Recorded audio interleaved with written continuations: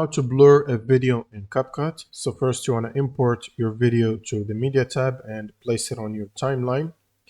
Now you want to go to the effects tab from the top here, and you want to click on video effects and search for blur and press enter.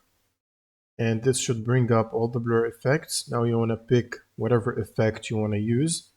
Now keep in mind that there is ones for free and ones require premium. So I'm going to pick this first one for free and drag it on my timeline and drop it here. And this by default should blur the entire screen of the video or the resolution of the video. So, and then you want to place it where you want to blur. So for example, this part right here, and drag the blur effect to snap with the cursor.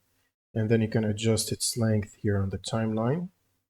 Now, if you click on the blur effect on the top right side here, go to basic, and then you can adjust the blur strength, with 0 being no blur and 100 the maximum blur value.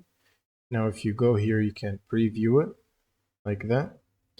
And now once you place it on 100, and that should blur the part of the video that you want to blur out. And that's pretty much it for this video. If you have any questions, leave them in the comments below, and see you on the next one.